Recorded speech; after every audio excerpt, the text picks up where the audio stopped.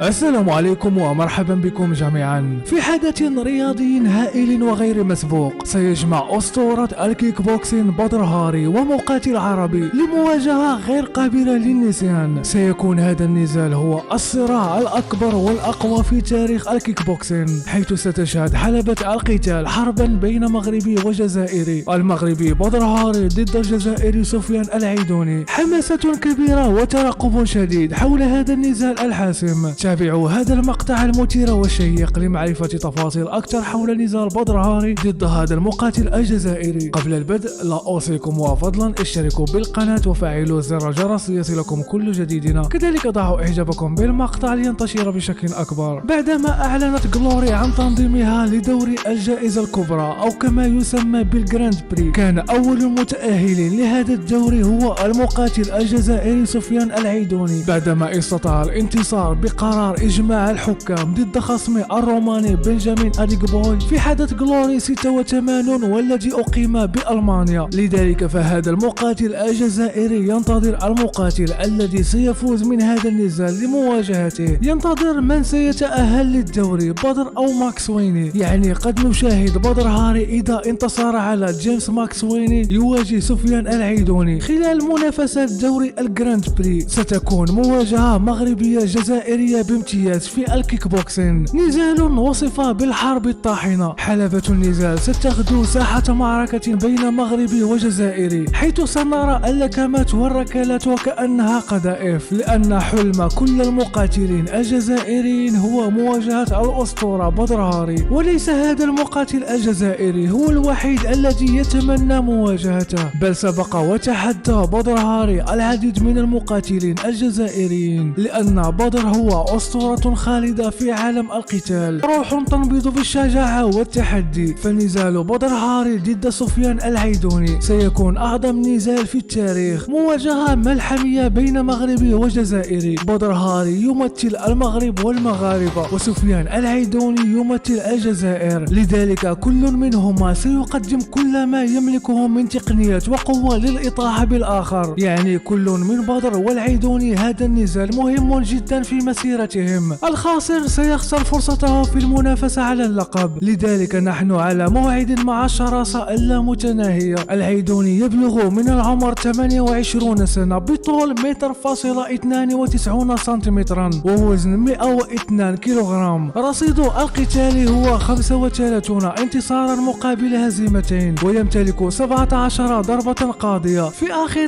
نزالين له انتصر ضد كل من المغربي نبيل خشاب والروماني بنجامين أديغبوي. رؤيتي لنزال بدر هاري ضد سفيان العيدوني هي رؤية واضحة جدا. سيكون أفضل نزال كيك بوكسين لهذه السنة. نزال أكيد لن يخرج واحد منهما بصحة جيدة، فمن تتوقعون بأنه سيكون الفائز وكيف ذلك، بدر هاري أو سفيان العيدوني؟ أنتظر إجابتكم من خلال التعليقات. قبل نهاية المقطع لا أوصيكم وفضلا اشتركوا بالقناة وفعلوا زر الجرس ليصلكم كل جديدنا، كذلك ضعوا إعجابكم بالمقطع لينتشر بشكل أكبر. كان معكم محسن، إلى اللقاء.